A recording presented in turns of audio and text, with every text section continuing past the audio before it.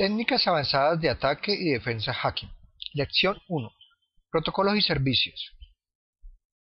Para el contenido de esta lección vamos a tratar los siguientes temas. Vamos a tener una introducción, los objetivos de la lección, el tema de protocolos y servicios, el protocolo Ethernet, el 802.11, el IP, el TCP, el UDP, el protocolo ICMP, el FTP, HTTP, entre otros más que conoceremos. Introducción. El conocimiento de los protocolos de comunicación y de los servicios ampliamente utilizados en las redes informáticas es útil para establecer posturas de seguridad en redes y comprender cómo funcionan los distintos ataques que se conocen actualmente. Lo que nos lleva a decir que debemos tener la fundamentación necesaria para comprender cómo se genera un ataque y cuáles son las causas de dichos ataques. Objetivos de la lección.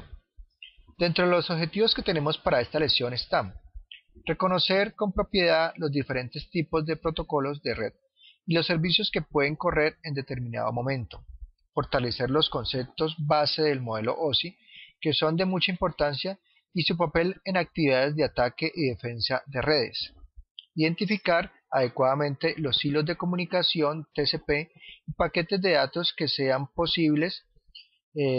posiblemente peligrosos para la integridad de nuestros entornos. Protocolos y servicios. Según las necesidades de conexión entre computadores, existen diferentes tipos de protocolos diseñados especialmente para suplir las necesidades de distintos tipos y diferentes niveles de profundidad. Por ejemplo, no es lo mismo una comunicación de Messenger frente a una comunicación entre bases de datos, ya que la información de la base de datos debe cumplir con ciertas características como confiabilidad y la integridad, mientras que la comunicación de Messenger no se preocupa por dichos aspectos, sino que se entregue el mensaje enviado. Entonces, para eso existen diferentes protocolos que se pueden utilizar, lo que indica que para cada aplicación puede existir un protocolo determinado. Protocolos y servicios también nos habla del modelo OSI. Dentro de este modelo, recordando que es el modelo OSI, decimos que es el Open System Interconnection, o sea, el modelo de interconexión de sistemas abiertos, que fue creado por la Organización Internacional para la Estandarización, la ISO, en el año de 1984. Es decir, es un marco de referencia para la definición de arquitecturas de interconexión de sistemas de comunicación, así como el marco de certificación de calidad ISO 9000 o el marco de ISO 9126 que habla sobre factores de calidad del software, o la certificación 27001 que se refiere al sistema de gestión de seguridad de la información. Con base en muchas investigaciones, la ISO desarrolló un modelo de red que ayuda a los fabricantes a crear redes que sean compatibles con otras redes. Este modelo está dividido en 7 capas. La capa física, que se encarga de las conexiones físicas del computador hacia la red, por ejemplo, ahí podemos tener el cable. La capa de enlace de datos, la cual es responsable de la transferencia fiable de la información y direccionamiento físico. La capa de red, que se encarga de que los datos lleguen desde el origen hasta el destino. Ahí podríamos ubicar los routers. La capa de transporte, que se encarga de efectuar el transporte de los datos, que normalmente se encuentran empaquetados de la máquina origen a la máquina destino. La capa de sesión, que se encarga de mantener y controlar el enlace establecido entre dos computadores que están transmitiendo datos. Hay una capa de presentación, que es la encargada de presentar la información de manera reconocible.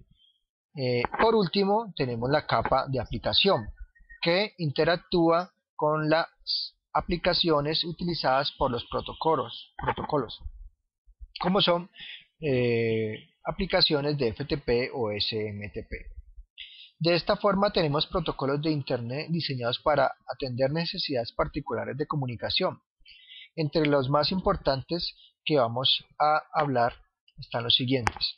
A nivel de la capa de enlace vamos a hablar del protocolo Ethernet, que es el protocolo que utiliza el cable para la comunicación, el Frame Relay, que utiliza la transmisión para grandes cantidades de datos, el 802.11, que es el más conocido actualmente y que se basa para las redes inalámbricas, el PPP, que es el protocolo punto a punto y que utiliza la comunicación a través de líneas telefónicas y módems. IP, también vamos a tener a nivel de la capa de red el protocolo IP. El protocolo IP es un protocolo no orientado a conexión, Internet Protocol. Este envía los datos en bloques conocidos como paquetes o datagramas. El protocolo ICMP, que es el protocolo de mensajes de control de Internet, que se usa para enviar mensajes y de control.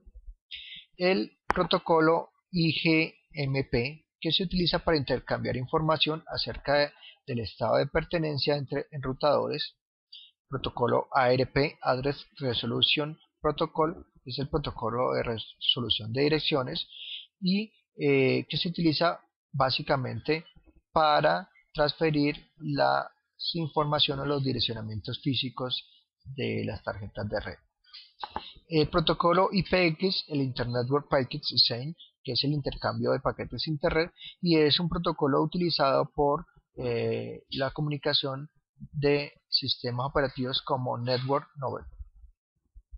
Subiendo en las capas del modelo OSI tenemos la capa de transporte, y en esta capa vamos a ver el protocolo TCP, el de transmisión, el protocolo de control de transmisión, el UDP, que es el protocolo usado para la transmisión de video y de voz, el RTP, que es el Real Time Transport Protocol, protocolo de transporte en tiempo real, utilizado pues para transferir o transmitir información en tiempo real, el SCTP, el String Control Transmission Protocol, protocolo de transmisión de control de flujo, es un protocolo orientado al mensaje, similar al protocolo UDP. En la capa de sesión vamos a hablar del protocolo NetBIOS, que es el Network Basic Input-Output System, sistema básico de entrada y salida de red. Con este protocolo las computadoras son conocidas e identificadas con un nombre. Protocolo RPC, que es el Remote Procedure Call, o también llamada procedimiento remoto, que permite ejecutar código en otra máquina de forma remota. Protocolo TLS, que significa Transport Layer Security, seguridad de la capa de transporte. Y por último, en la capa de aplicación vamos a ver protocolo HTTP, el Hypertext Transfer Protocol, protocolo de transferencia de hipertexto, DNS, el dominio, el sistema de nombres de dominio, el FTP, el File Transfer Protocol, protocolo de transferencia de archivos, el Telnet, Telecommunication Network, que sirve para acceder en modo terminal. También vamos a ver el protocolo SSH, Security Shell, que interpreta órdenes seguras, que usa técnicas de cifrado y se utiliza para administrar o para conectarnos a servidores Unix.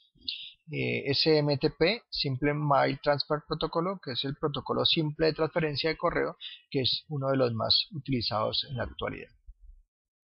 Ahora hablemos de Ethernet, que es el pilar de las comunicaciones cableadas. Ideado en 1972 y basado en el estándar Aloha, que fue un estándar utilizado en instalaciones militares de Estados Unidos y desarrollado en la Universidad de Hawái. A partir de esto se mejoró y se definieron las normas que se conocen actualmente sobre cableado, los pares de cableado y propiedades de transmisión conocido en el estándar IEEE 802.3. Ethernet es un estándar de redes de computadores de área local que define las características del cableado y los formatos de tramas de datos del nivel de enlace del modelo OSI.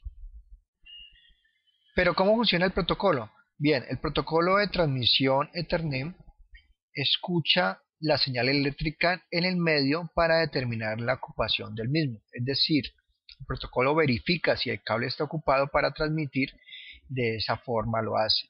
Por ejemplo, en una red cableada se genera una señal eléctrica en el momento en que un switch está recibiendo un paquete. De encontrarse ocupado dicho medio, la transmisión de la señal será pospuesta. Esto es un proceso que pasa en tiempos realmente muy pequeños, que no son notables y que de esa forma se procesan. ¿A qué nos lleva esto?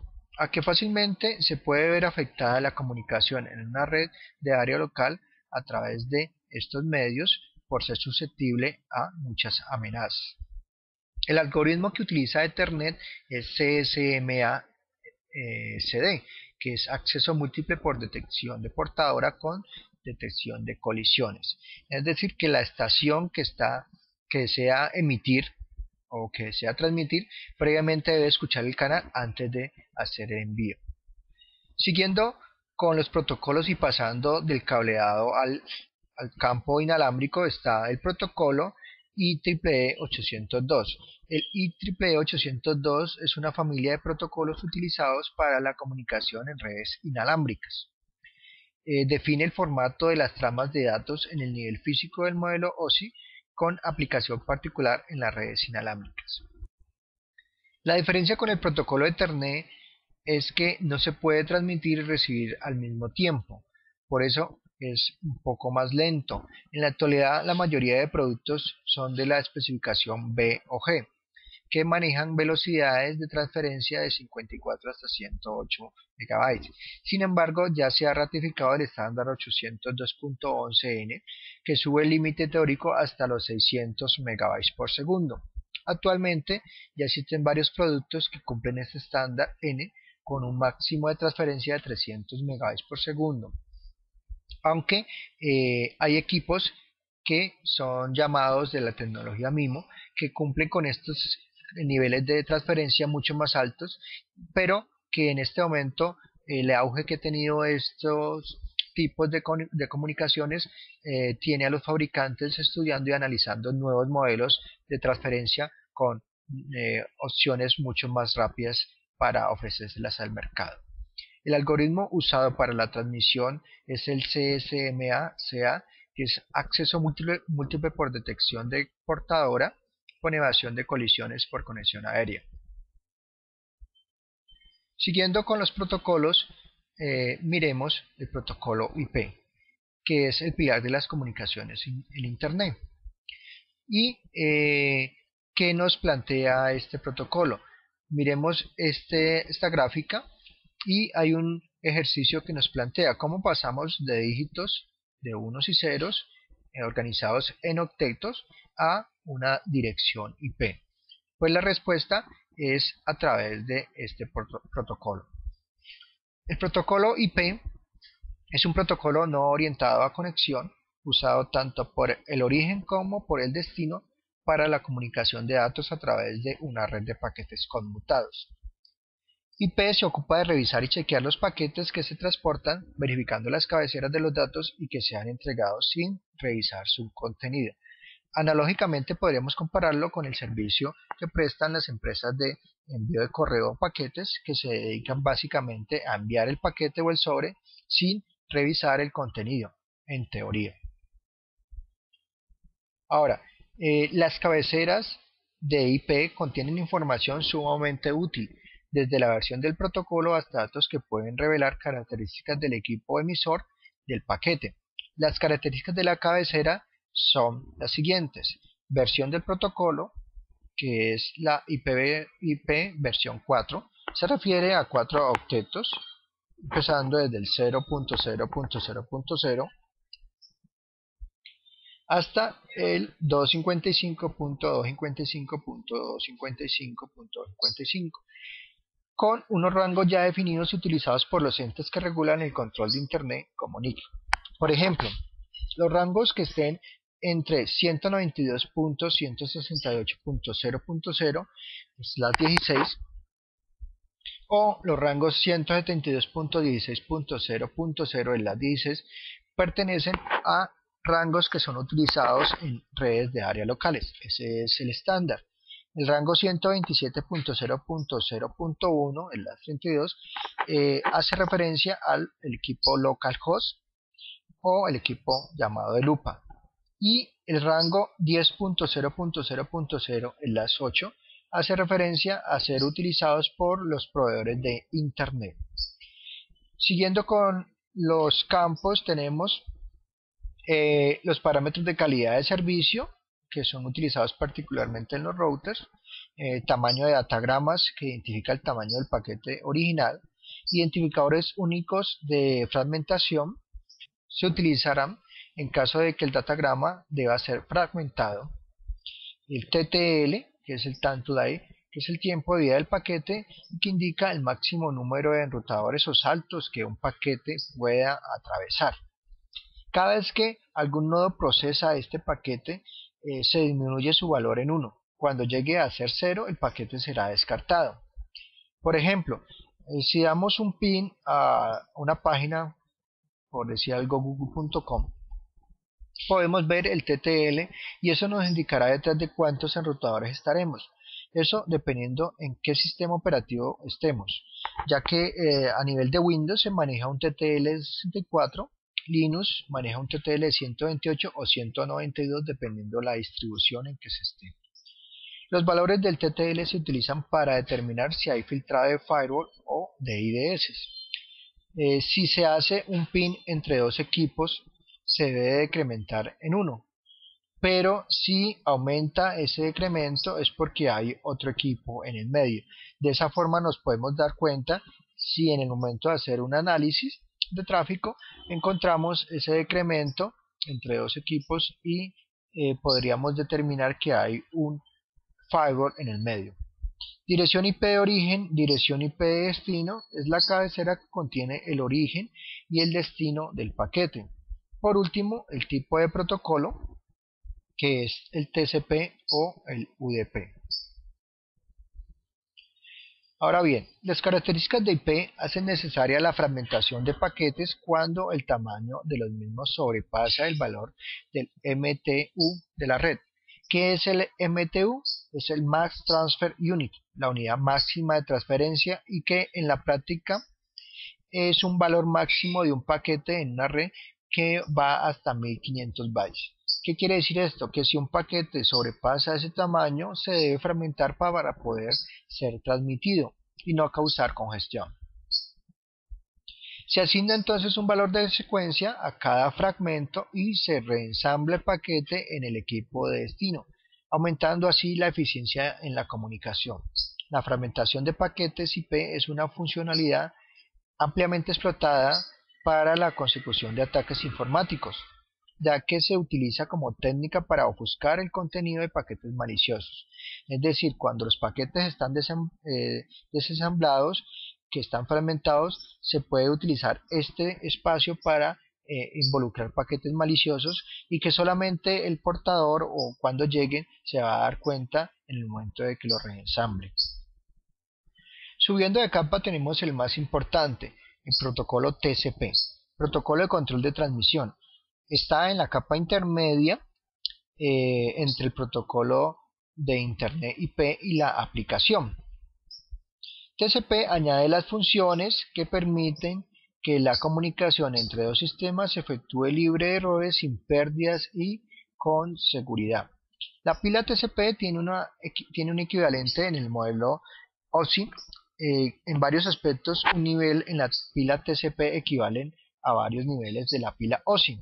Tenemos entonces que en la capa física y la capa de enlaces de datos del modelo OSI se relacionan o son equivalentes a la capa de acceso a la red del modelo TCP. El nivel de red que está identificado en el modelo OSI se relaciona con el modelo de Internet en el tema TCP, y el modelo de transporte se identifica de igual forma en ambos modelos. La capa de sesión, de presentación y de aplicación se unen en un solo nivel para llamarse capa de aplicación en el modelo de TCP. En la capa de aplicación encontramos protocolos como FTP, HTTP, SMTP y algunos otros, que dependen de las capas inferiores. En la capa de host encontramos TCP y en esta capa se establece la funcionalidad propia de transmisión de los datos en la red. Y en la capa de Internet se encuentra toda la información relativa a enrutamiento de paquetes y protocolos de comunicación entre múltiples equipos. Veamos ahora cuál es el recorrido que hacen los paquetes desde el origen hasta el destino. Se inicia el proceso con el envío de datos en la capa de aplicación. A los datos se les añade unos campos de cabecera para pasarlos a la capa de transporte. Después se siguen añadiendo cabeceros por cada capa que el dato va atravesando hasta llegar a la capa física, que es donde está el medio de transmisión, o sea, el cable o el medio inalámbrico. La cabecera del dato lleva toda la información y a través del medio de transporte la lleva hasta llegar a su destino en la capa de enlace, donde se inicia el proceso de transmisión y se realiza el mismo recorrido antes mencionado, pero subiendo de capas en capas, finalizando en la capa de aplicación. En la cabecera TCP se encuentra información valiosa, como el número del puerto, banderas de paquete, números de secuencia, entre otros. Veamos cuáles son. Un campo de puerto de origen, un campo de puerto de destino, un campo de número de secuencia, un campo de hack, las banderas, el tamaño de la ventana, la suma de verificación y un campo de opciones y pending, que es un campo complementario que se utiliza para complementar el campo con ceros. ¿Cuántos puertos de conexión existen? Bien, existen 65.535 puertos. ¿Y por qué se da esto? Porque los campos que corresponden a los campos de puertos de origen o puerto de destino son números de 16 bits y que haciendo la ecuación 2 elevado a la 16 son las posibles combinaciones que podría resultar, o sea 65.536. Ahora miremos cómo está representada la segmentación en TCP. Tiene un puerto de origen de 16 bits, un puerto de destino de 16 bits, un número de secuencia de 32 bits, un número de aceptación o hack de 32 bits, unos campos de 4 bits para desplazamiento de datos, un campo reservado de 6 bits, el campo para los flag o las banderas, un campo de ventana de 16 bits, un campo de verificación de 16 bits, un campo de puntero de urgencia de 16 bits, las opciones y el pending y los datos representados en octetos que se van a transportar. Los flags son de mucha importancia en un paquete, ya que esto nos da información representativa en el momento de la comunicación. Tenemos el hack que indica que el valor en el campo es válido y es una confirmación de recepción. Identifica que se está aceptando la comunicación por el receptor. El SYN indica la apertura de un nuevo canal virtual de transmisión. Significa que se están sincronizando los dos equipos. El FIN indica la finalización correcta de una conexión establecida. El RST indica la finalización inmediata de una conexión al presentarse un error no recuperable o una conexión anormal. La bandera URG indica la inmediata recepción de los datos sin esperar el procesamiento de octetos anteriormente ubicados en conexión. Ahora miremos cómo funciona la comunicación en 3 vías en la siguiente gráfica. Un usuario abre una comunicación poniendo a 1 el flag de SIM. Pone en 0 el flag de ACK y asigna un número arbitrario de secuencia de 32 bits. Posteriormente, el segundo usuario o receptor devuelve el mismo número de SIM pone un hack igual a 1 y el número de secuencia que asigna es un número de secuencia arbitrario y al final pone en el hack el número de secuencia que anteriormente había sido recibido incrementado en 1.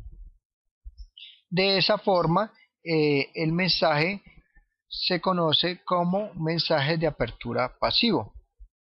Por último, el que inicia la comunicación envía un SYN igual a 0, el hack lo pone en 1, el código de secuencia que fue anteriormente enviado y asigna un hack que fue el anteriormente recibido incrementado en 1. En este momento ya se establece la comunicación y se empiezan a transmitir los datos. Pero ¿qué pasa con este modelo? En el proceso de envío vemos que se envía un hack por cada paquete requerido, lo que implica que el tráfico se duplique y se decremente la eficiencia del protocolo, que no es lo que se quiere. Entonces, para resolver esto, lo que se hace se envían varios paquetes y se recibe un solo hack. ¿Cómo funciona esto? Pues veámoslo en la siguiente diapositiva. La fuente envía un número de secuencia, el receptor envía un número de secuencia inicial y un número de hack incrementado. La fuente envía un número de hack para confirmar la recepción. De esta manera se mejora la eficiencia del protocolo y después de eso se puede enviar gran cantidad de datos. Como normalmente esos datos deben ser fragmentados, lo que se hace es establecer una segmentación de los paquetes y se van guardando en los buffers de TCP. De esta manera los segmentos van identificándose y se van almacenando en el buffer hasta que se reciba el último segmento con un flag de push igual a 1. De esta forma, en el momento en que he recibido esa bandera, se va a hacer la transferencia y se va a enviar la información a la capa de aplicación. En esta imagen vemos cómo se ve un paquete TCP. Inicialmente se ve en formato hexadecimal organizado por octetos y representados por números y letras. Aquí vemos que en esta parte se identifica la cabecera de Ethernet y el tipo de Ethernet. Más abajo encontramos la dirección de destino y en esta parte estaríamos observando el puerto origen y el puerto de destino y las banderas que se están utilizando para dicha comunicación. Algunos programas que nos permiten ver estos paquetes son Wireshark, Ethereal, TCP/DUM, CAIM, entre otros. Siguiendo con los protocolos de transporte tenemos el UDP, el protocolo de datagrama de usuarios, que utiliza para la transmisión de datos sin complicaciones. Existen diferentes aplicaciones en las cuales no se requiere la robustez de un protocolo como TCP. En muchos casos se requiere solamente un protocolo que transporte los datos y que verifique errores de forma rudimentaria. UDP es un protocolo de transporte de datos no orientado a la conexión. La información enviada mediante este protocolo carece de secuenciación y otras características de verificación de integridad. Por lo tanto, este protocolo es llamado protocolo de best effort, que hará el mejor esfuerzo por la entrega de los datos sin garantizar la misma. El protocolo UDP se utiliza, por ejemplo, cuando se necesita transmitir voz o video y resulta más importante transmitir con velocidad que garantizar el hecho de que lleguen absolutamente todos los bytes. UDP no requiere mantener conexiones activas, es más rápido que TCP, no secuencia los datos y diversos servicios se basan en este protocolo, como el TFTP, DNS, el servicio de resolución de dominios, el NFS, Network File System, el SNMP, el RIP y algunos otros que podremos ver más adelante. Al ser este protocolo más rápido que TCP, es una razón para que muchos de los virus y gusanos que se conocen se difundan de manera rápida utilizando este protocolo. De esta manera podemos decir que este protocolo es una fuente de conocimiento y que a través de él podemos determinar muchos tipos de ataques. Veamos ahora cómo es la cabecera de UDP y cómo es su estructura frente al de TCP. Primero tiene un puerto de origen, también tiene un campo para el puerto de destino, maneja una longitud y un campo de verificación. Después vienen los octetos para los datos que se van a transportar. Comparando las dos estructuras tenemos lo siguiente. En TCP, que es orientado a conexión, si se envía un dato y llega corrupto o se daña, el dato debe ser reenviado. Mientras que en UDP, al enviarse el dato, no se exige la verificación del mismo. No se preocupa por la integridad, sino que el dato llegue de la forma como llegue. ICMP es el protocolo de mensajes de control de Internet. Es el subprotocolo de control y notificaciones de errores del protocolo de Internet IP, y como tal se usa para enviar mensajes de error, indicando por ejemplo que un servicio determinado no está disponible o que un router o host no puede ser localizado. Tiene más de 35 mensajes de control que según las características del evento se envían. Por ejemplo, si se hace un PIN, se genera una solicitud de eco y la respuesta a ese PIN es una respuesta a eco. De esta forma se maneja por cada evento un mensaje. Cuando se hace una solicitud de eco, el que envía el PIN es de tipo 8 y el que contesta es de tipo 0. Cuando se envía un paquete en una solicitud de eco, se debe devolver el mismo paquete de manera obligatoria como respuesta a dicha solicitud. Ahora bien, ¿qué pasa si nosotros enviáramos datos maliciosos y que tuvieran que ser devueltos a nosotros de manera obligatoria? Por ejemplo, si enviamos un paquete ISMP que por dentro tiene un paquete UDP y que está enviando datos de conexión hacia otra parte o destino, el receptor está obligado a responder. Esto se llama ICMP tunneling o entunelamiento de ICMP. Como vemos, ISMP es un protocolo que bien aprovechado puede servir de control o de diagnóstico de red. El protocolo FTP está ubicado en la capa de aplicación tanto del modelo OSI como del modelo TCP. FTP es un protocolo ampliamente utilizado para la transferencia de archivos en Internet. Actualmente se considera el estándar para transferencia de volúmenes importantes de información, siendo implementado en la mayoría de los servidores que atienden transferencia de datos.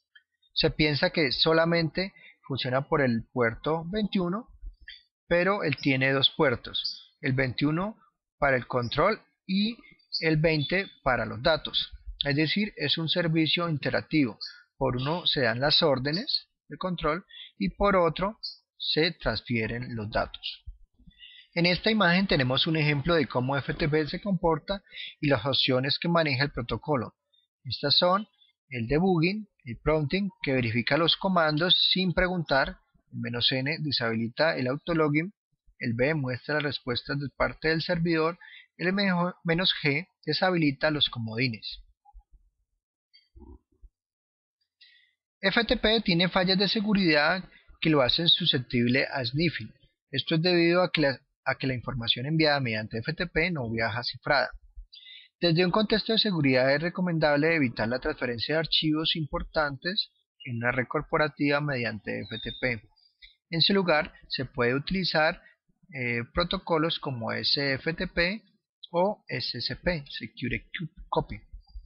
FTP tiene dos modos de transferencia, uno en modo ASCII y otro para modo binario. Siguiendo con los protocolos tenemos HTTP, que es la puerta a la autopista de la información. Pero para hablar de HTTP debemos hablar de www, la triple W, o la World Wide Web, que fue creada en los laboratorios del CERN, en el Centro Europeo de Investigación de Física de Partículas, y fue publicado en el año de 1992. HTTP es un protocolo de comunicación que permite a servidores web y navegadores intercambiar información en 4 pasos simples. Primero, el navegador se conecta al servidor. Esto sucede cuando el usuario digita una página como www.google.com. Después, el navegador hace una solicitud al servidor, que puede ser un GET o un POST. El servidor responde al navegador y la conexión es finalizada. Las peticiones HTTP se conocen como métodos. Tenemos el método GET, que es pedir un documento específico, HIT, que pide la cabecera del documento, POST, pide al servidor que acepte un documento específico como un ejecutable y pase alguna información. PUT reemplaza el contenido del documento específico con datos del cliente. Delete pide al servidor que se elimine una página específica. Option permite ver las capacidades del servidor, y trace es usado para testear la comunicación con el servidor. Ahora bien, del lado del servidor tenemos la opción accept, que son los tipos de datos aceptados, authorization, que incluye información de autenticación como usuarios o password, user agent, que es la información que envía el cliente, donde se define cuál es el navegador que está utilizando, el refer, que es la página web donde está llegando el usuario hasta el servidor. Por ejemplo, si nosotros digitamos un comando, el get index.html, a través de un telnet, pues podríamos ver información que está relacionada con el servidor y que normalmente no es mostrada.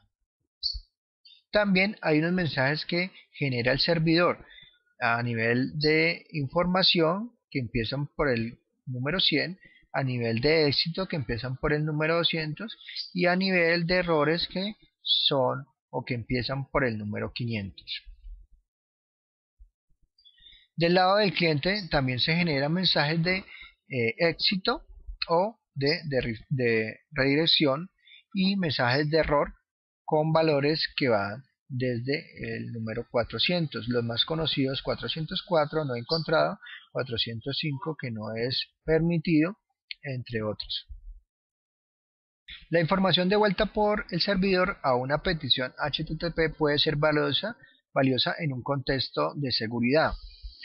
Se conocen unos métodos como son el server, que es la información del servidor, información acerca del servidor, date, que es la fecha actual, la última modificación, la fecha en que expira el documento actual, el tipo de contenido, el tamaño del contenido, y información de autenticación si se requiere, como nombre de usuario o contraseña para poder acceder.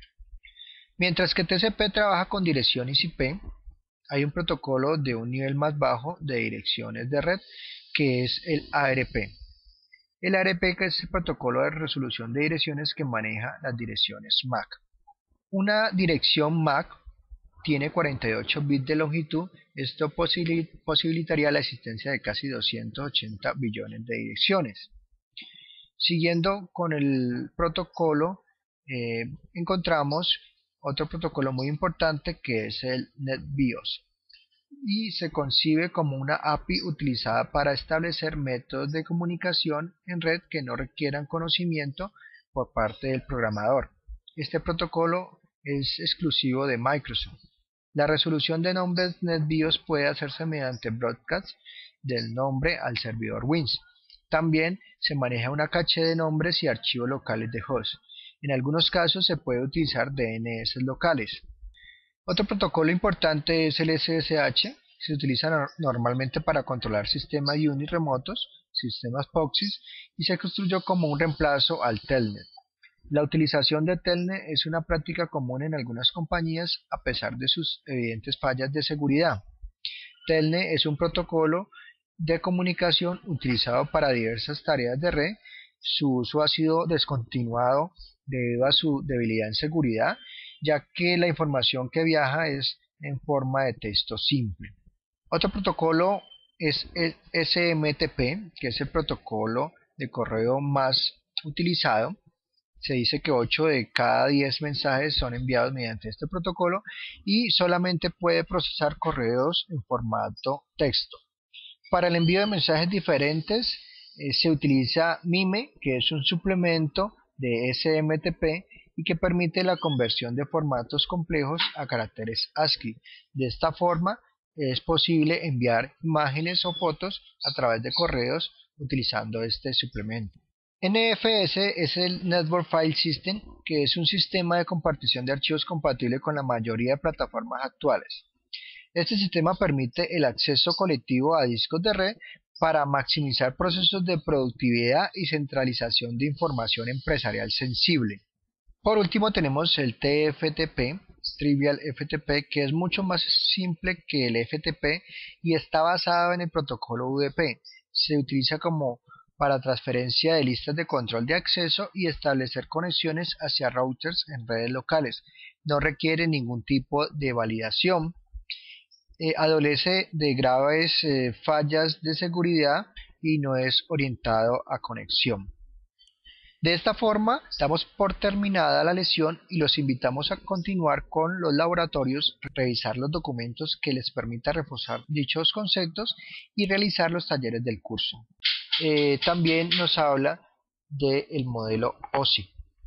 Dentro de este modelo, recordando que es el modelo OSI, decimos que es el Open System Interconnection, o sea, el modelo de interconexión de sistemas abiertos, que fue creado por la Organización Internacional para la Estandarización, la ISO, en el año de 1984.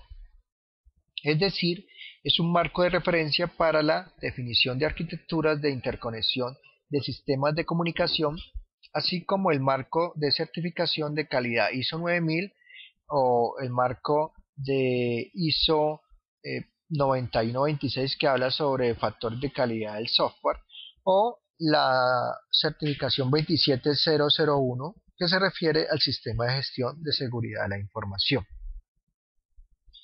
Con base en muchas investigaciones, la ISO desarrolló un modelo de red que ayuda a los fabricantes a crear redes que sean compatibles con otras redes.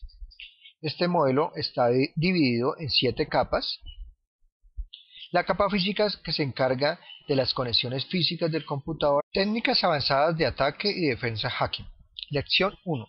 Protocolos y servicios. Para el contenido de esta lección vamos a tratar los siguientes temas. Vamos a tener una introducción, los objetivos de la lección, el tema de protocolos y servicios, el protocolo Ethernet, el 802.11, el IP, el TCP, el UDP, el protocolo ICMP, el FTP, HTTP, entre otros más que conoceremos.